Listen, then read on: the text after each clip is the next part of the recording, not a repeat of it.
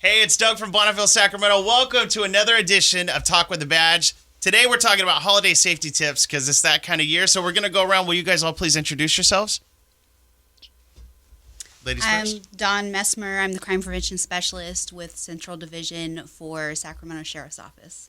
Hi, I'm Nick Russell. I work with the Sacramento County Sheriff's Office on the POP team in Central. I'm Chris Barney. I work for the Sacramento Sheriff's Office Central Division as well, and I'm on the POP team with Deputy Russell.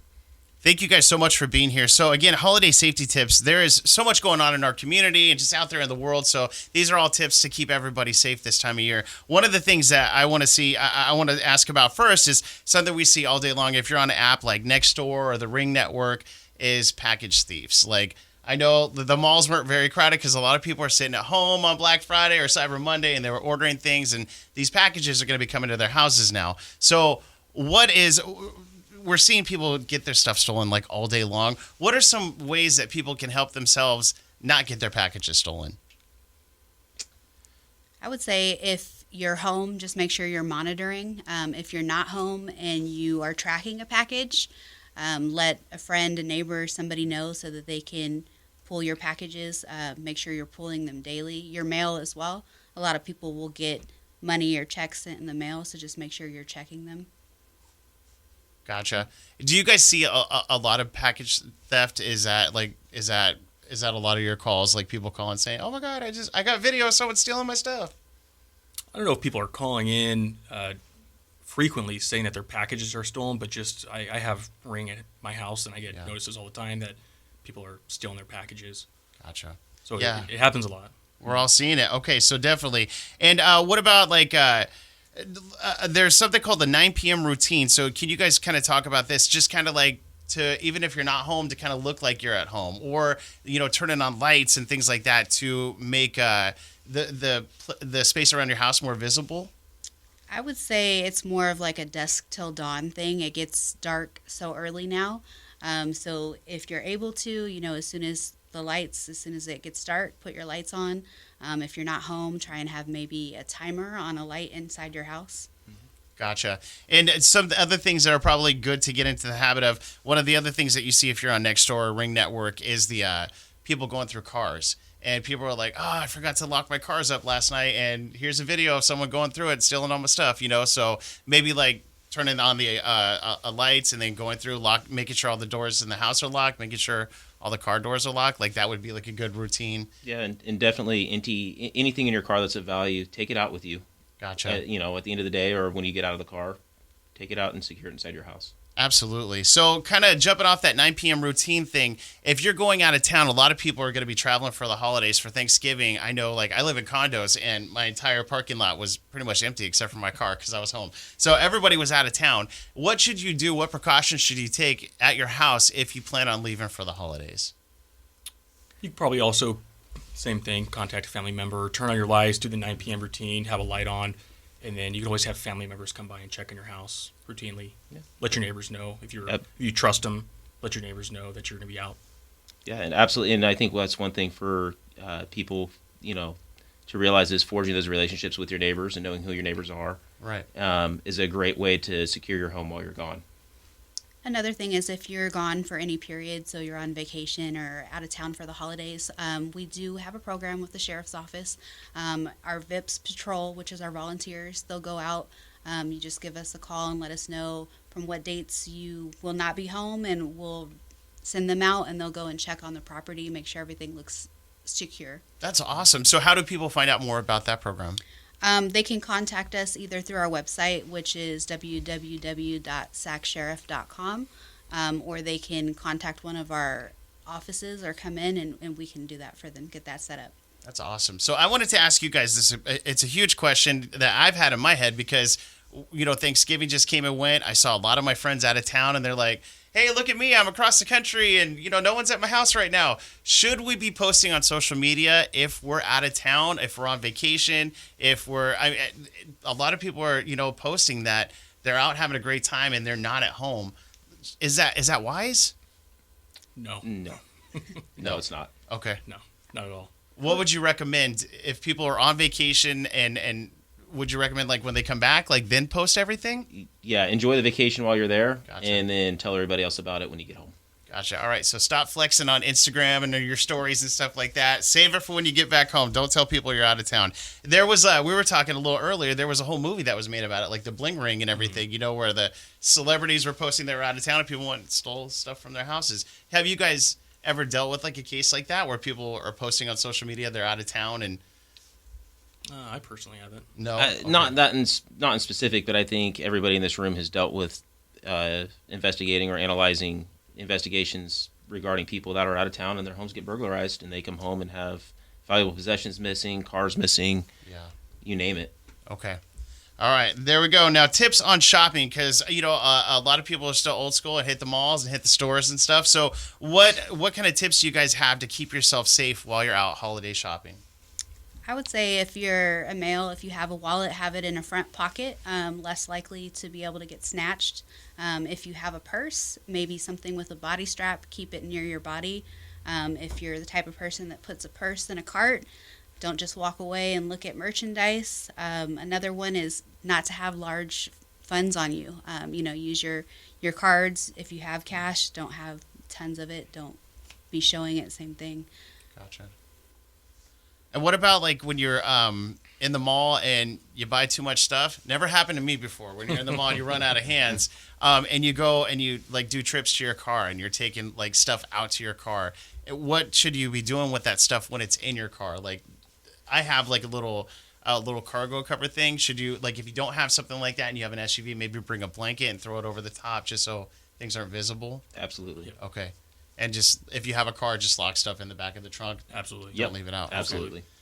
That's crazy. All right, so I wanted to ask if you're confronted by someone who is trying to take something from you, trying to rob you, money, presents, or anything, and they're like, in your face, like what should you do if you're in that situation? Well, I think the number one thing you can do for personal safety is always be aware of your surroundings. Gotcha. Be aware of who's around you. Be cognizant of where you're going, and always be looking for that avenue of if I need to, where can I get away from somebody here? If you are confronted with that situation and you've made those assessments beforehand, then it should be a pretty natural way to get away from that threat to your personal safety. Gotcha. I would Perfect. say another thing for that too is if you know you're going to your car, don't have your phone out. Be, like he said, very aware of your surroundings. Also, a good practice is have your keys in hand, so that you're able to get directly to your car. As soon as you get in your car, lock the doors, start the ignition. Also, if you can, park in a well-lit area. Mm-hmm. Yeah, that helps the darkness. Yeah. What about like if you're we were talking a little earlier about if you're using the ATM machine, sometimes people can tell you, from the ATM machine to your next stop. So what are some tips for maybe withdrawing money right now? Like you were saying earlier, it gets dark really early now. So, if you're hitting the ATM and it's not daylight and, you're not really seeing who's around you, what are some tips to kind of stay safe when you're withdrawing money this time of year? I would say maybe not withdraw money at night. Probably Okay. do it during the daytime. Plan your trips, plan your withdrawals. And then, as said earlier, pay attention to your surroundings. If something feels off or looks off, it most likely is off. And Gotcha. if you need to, bring somebody with you. And I think we've all been in that situation where we're in a hurry and things are spare of the moment. Right. Just take a pause before you go walk up to a place like that and look around, see who's there, see if there's employees inside, if there's businesses, are there employees inside, are businesses open? Is there anybody that if you take a pause for a minute and look around and say, well, that same person's been hanging out there, they're not using the ATM, maybe that's a good motivator to say, I'll find a different spot. Gotcha. Again, the light situation, or if there's overgrown shrubbery, you can't really get a direct visual. Maybe find another ATM, or if you have to get cash at that time. That's awesome. This is all so helpful. So thank you again, you guys, for being here. A lot of people are going to be shopping online this year. What are some tips for online safety when people are shopping? There's some places where you can buy things online. You have to meet up with the seller to exchange things and give them the money and you get the product or whatever. And then there's also situations where you just buy stuff online and you're crossing your fingers it's not a scam, So what are some safety tips for that? I would say if you're going to purchase stuff on like Craigslist or the the websites where you have to actually meet up with the person, you can always do in front of the sheriff's office. You can do it in front of a law enforcement building. Make sure it's well lit. Don't do it at night. We've gotten calls for service where people are robbed during these interactions. So I would say be smart about it. Be cognizant of your surroundings. Don't do it at night. Do it during the day. Bring somebody with you. And that's really cool. You guys let people just do that. Like if I saw a pair of Nikes that was $50 or whatever, I could say, hey, meet me at the sheriff's department and we could do it right in front. And That's a big suggestion. Like, yeah, of the calls for service I've been to where people are robbed, I usually say, in the future, maybe you can do it at our station. I give them the address. Or you can do it at a Sac PD station or Elk Grove. It's just a meeting place. yeah, that's awesome. That's very cool. So there was something I heard about marking your gifts, especially like the more expensive ones, like computers, things like that, with something like an identifiable number, like a driver's license. Or do you guys recommend that? Yeah, I would say a lot of the items that people purchase, they don't write down their serial numbers. They don't keep any of that paperwork. So if it does get stolen, it's kind of off in the wind. We don't know how to track that back to the victim. So if you want to serialize your items in any way with any type of number that you have record of, I would say, yeah, you can do that. And maybe even something as simple as just pulling out like if you got a new gaming system or whatever, taking a picture with your phone and just having that Absolutely. would work too. Awesome. So you get a knock at your front door. A lot of people, this is, the giving time of year, you get a knock at the front door and somebody's saying, hey, we're collecting for this charity. What do you guys recommend? Do you guys recommend opening the door to everybody who's knocking? Like, what do you guys recommend to anybody who gets that knock on the front door? I have a window right next to my door, and I open up the window and I ask them what they want. Yeah. I never open the door. And then what if they're saying, they're from a charity and they're collecting for a charity? What should you do? Should you ask for like verification or? Yeah, I've had a person actually knock on my door asking me to give them money, and I said, if you give me a card, I can do that online. And they want the money right there. So I again say no, and they usually walk away. But yeah, I would say verify who they are, and probably wouldn't be pulling out cash to somebody that's coming knocking at my door. Yep. Awesome, and probably not a great idea to open the door. Right. I mean, we can't. You I know mean, they are, yeah. we can't tell people what decisions to make and how to make them. Right. But definitely do that threat assessment each time you hear that knock at your door. Whether you're looking through an eyelet in the door, or you're looking out a window, or talk to them through the door and ask them who they are and what they need. But use that defensible space to your advantage. I love it. This is so helpful because like this is stuff that I know a lot of us are out there wondering. We're like, what do we do if we're in this situation, And to just have some guidance is just fantastic. So I want to ask one of the big questions here, and it's such a sad question that we even have to ask because it's the holidays. A lot of us are getting together. What happens if there's a commotion and you're in a big group of people? What do you think the best course of action is for yourself? Kind of, what do you guys recommend? Well, for me personally, and I think for us sitting here, we kind of, because we see, a lot of different things involving violent crimes and whatnot. Yeah. I kind of have it as a set standard operating procedure with my family where if we're going to go to someplace that there's going to be a large crowd event, I try to position me and my family in a place where if we need to leave, we're able to exit and know where the exits are. We discuss, my spouse and I discuss with our kids, if we're here and we need to leave, this is the way we're going to go out. If we get separated, this is where we're going to meet. Have a plan of action in case something does go wrong. And really, it's good practice for, not for tragic events, but just, natural disasters or anything, is being prepared with your family. And it doesn't have to be a scary thing. It's just common sense. Right. We're going to be here. If we need to leave, we can leave from this exit, or this is another alternate exit, and this is where we're going to meet. And then be observant, notice signs of, does it look like people are physically fighting? Does it look like people are fighting and a large crowd is forming? And if that's happening, it's probably a good indicator to start removing yourself from the situation. Yeah, that's fantastic advice. Do you guys have anything to add? Is this good? Yeah. Spot on. Yeah, absolutely. So one of the other things that's happening right now, and we're seeing a lot on the news, is like these smash and grab robberies where people are kind of driving up to a store and they'll smash things.